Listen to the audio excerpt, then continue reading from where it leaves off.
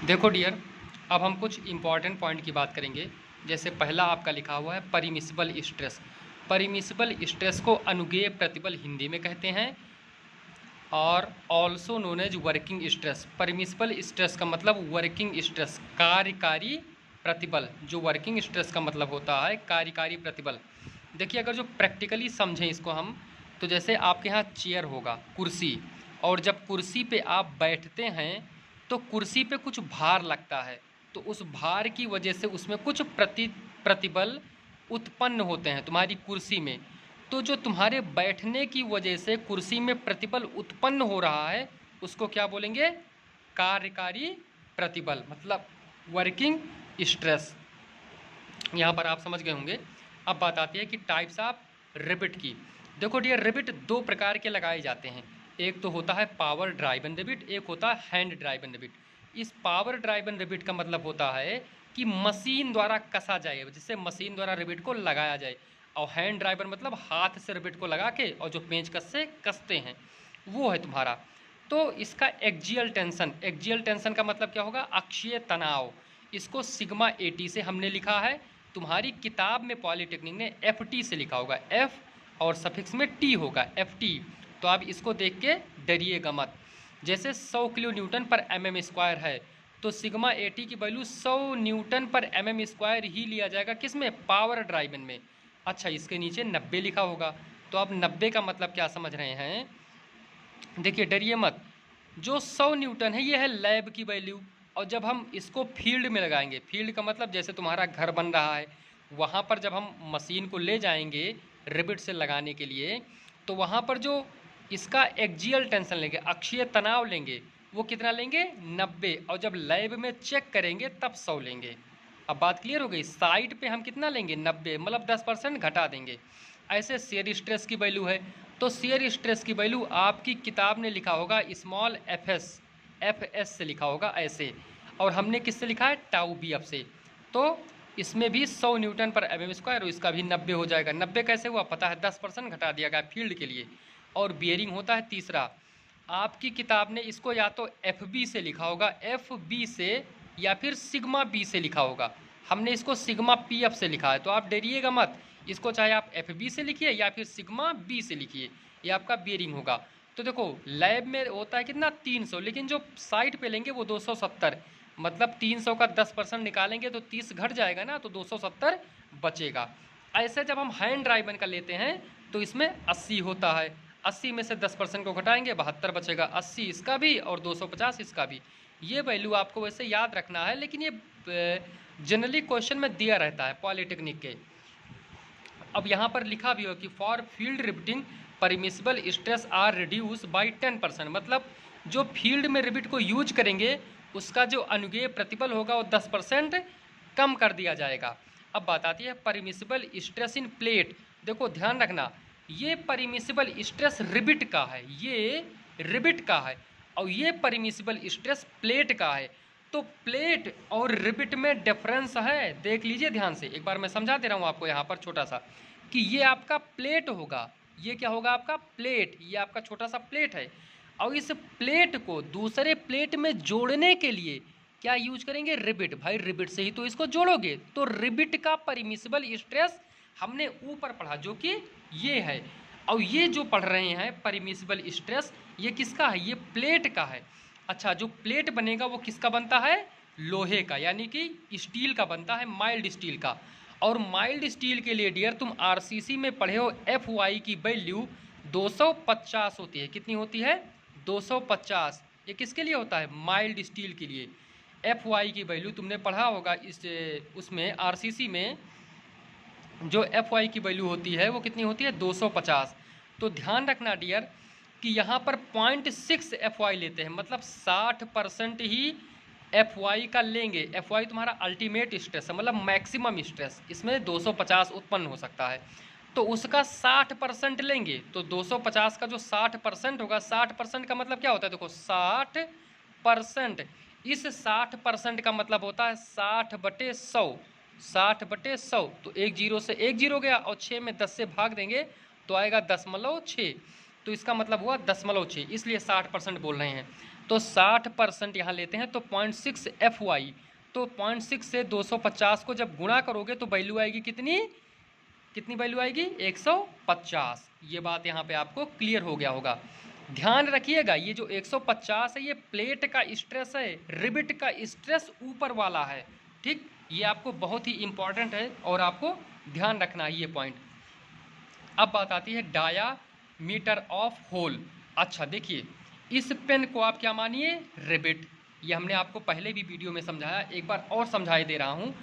इस पेन को हमें प्लेट में लगाना है, तो देखो जब प्लेट में लगाएंगे तो पहले उसमें छेद करेंगे, ऐसे होल करोगे।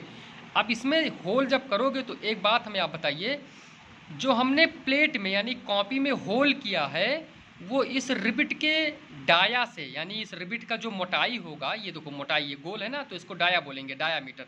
डायामीटर का मतलब होता है व्यास। इसके व्यास से ये होल थोड़ा बड़ा होगा, तभी तो इसके अंदर ये जाएगा। तो देखो ये तुम्हें ध्यान रखना है कि nominal dia of rivet, nominal dia का मतलब ये पेन का डाया होगा। नॉमिनल डाया मतलब होगा सामान्य व्यास, ये सामान्य व्यास होगा। और जो डी डैश दिया है, डी डैश, देखो डी के ऊपर डैश लग गया है, इसको बोलेंगे ग्रॉस डाया या डाया ऑफ होल। यानी कि ये किसका डाया है, जो डी डैश है वो है होल का डाया, होल। और होल में ही तो इस पेन को डालेंगे।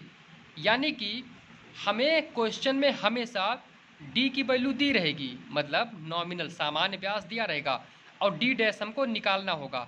तो डी में 1.5 हम तब जोड़ेंगे जब डी की वैल्यू 25, मतलब जैसे डी बराबर तुम्हें कितना दिया रहे 25, डी बराबर 25 या 25 से कम 24, 23, 22, 20, 19, 16, 17, 18, 14, 13, इसके अगर जो नीचे मतलब 25 दिया है या 25 से कम दिया है तो डी में तुम कितना जोड़ोगे 1.5, और डी में तुम 2 तब जोड़ोगे जब 25 से ज़्यादा दिया हो।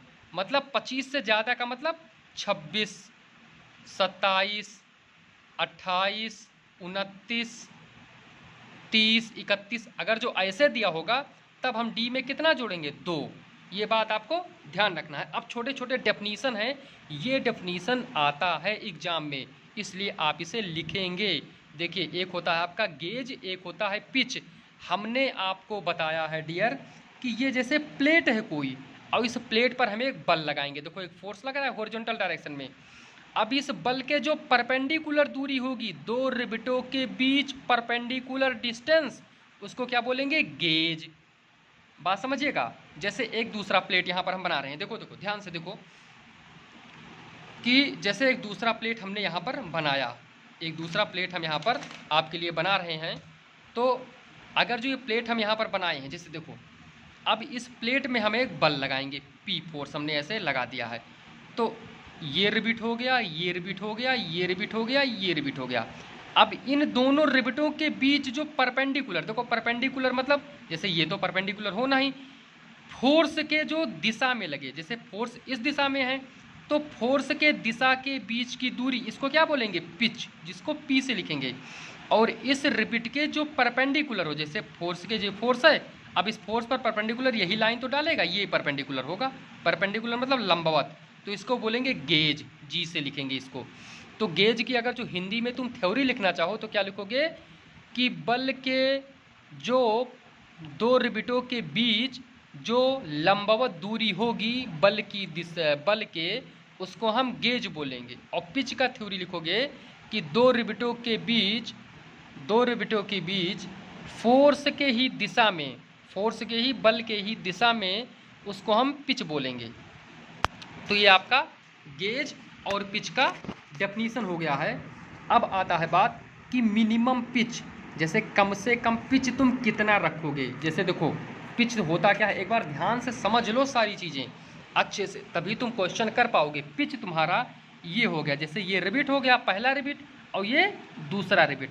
अब इन दोनों के बीच में कम से कम कितना होल रखेंगे, ठीक है। जैसे अगर जो प्रैक्टिकली समझाएं तुम्हें, तो जैसे ये कैलकुलेटर हो गया और ये मार्कर हो गया, इन दोनों को हमें जोड़ना है। तो देखो लैप करेंगे, तो देखो एक रिबिट हमने यहाँ लगा दिया, यहाँ पे एक रिबिट यहाँ लगाएंगे, फिर एक रिबिट यहाँ लगाएंगे। तो जो नंबर ऑफ रिबिट हम लगा रहे हैं, एक रिबिट और दो रिबिट, इन दोनों मतलब पहले और दूसरे के बीच कितनी दूरी रखी जाए, कम से कम वो तुम्हारा IS कोड ने कितना बताया है कि कम से कम जो दूरी रखी जाए दो रिबिटों के बीच में वो 2.5 D के रखी जाए, मतलब इससे कम नहीं रखेंगे। D का मतलब डायामीटर ऑफ रिबिट। जैसे रिबिट का डायामीटर मान लो 16 है, तो 16 दूना 32 और 8 40 mm जो बीच की दो से एक, ये अंगूठा हमारा एक रिबिट, ये उंगली दूसरी रिबिट, इस रिबिट के बीच की जो दूरी होगी, जो दूरी आपको दिख रही है, यही है पिच, इसी को पिच बोलते हैं। ठीक है, तो इसको 2.5 D से कम नहीं रखेंगे, ये आप ध्यान रखिएगा। अब बात आती है मैक्सिमम पिच की, कि मैक्सिमम मतलब जैसे इतनी दूरी हम रख दें, जैसे हमारा तो ये हाथ एक पिच, ये उंगली दूसरी पिच, तो अब अधिकतम पिच कितना रखेंगे, ये भी IS कोड ने हमें बताया है कि भाई अधिकतम दूरी तुम कितना रखोगे। तो अगर जो देखो दो मेंबर होते हैं, अगर जो वो टेंशन मेंबर है तो तुम कितना रखोगे, 16 T मिनिमम। T मिनिमम तुम्हारा क्या है, देखो T मिनिमम तुम समझने की कोशिश करना पहले। जैसे T मिनिमम यहाँ पर तुम्हारा एक हो गया क्या, प्लेट, ये प्लेट है, और एक प्लेट हो गया तुम्हारा दूसरा प्लेट। ठीक, अब तुम इसमें क्या प्रोवाइड करोगे, कबर प्लेट, और यहाँ फिर क्या लगाओगे, कबर प्लेट, तभी तो इसको जोड़ोगे रिबिट के द्वारा, रिबिट की सहायता से इसे ही तो जोड़ोगे। तो देखो अब इसमें से T मिनिमम, भाई ये तुम्हारा T किसका होगा, कबर का होगा, तो इसको TC लिखेंगे। TC का मतलब क्या हुआ, T thickness of cover plate, और जो T मेन प्लेट का होगा T, ये हो गया मेन प्लेट M। तो मान लो कि T मेन प्लेट की थिकनेस दी है 16 mm, ठीक है, ध्यान सुनना, ये हो गया 16 mm, और जो TC का कवर प्लेट दिया है वो दिया है आपका 6 mm। तो देखो कवर प्लेट, कितने कवर प्लेट लगे हैं इसमें, एक और एक, दो कवर प्लेट हैं, तो मतलब 6 + 6 = 12।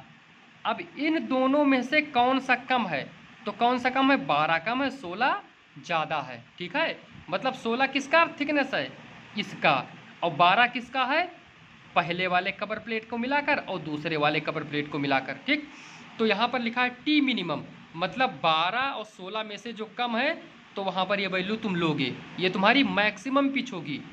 और अगर जो ये 200 से ज़्यादा हो गया तो हम 200 से ज़्यादा वैल्यू नहीं लेंगे पिच की, ये टेंशन में हो गया। अब बात आएगी कंप्रेशन मेंबर की, तो ये हो गया 12 T मिनिमम और 200 mm। ठीक, अच्छा एक पॉइंट तुम्हारा और आता है, टैकिंग रिबिट, बहुत ही इम्पॉर्टेंट पॉइंट है कि टैकिंग रिबिट क्या होता है।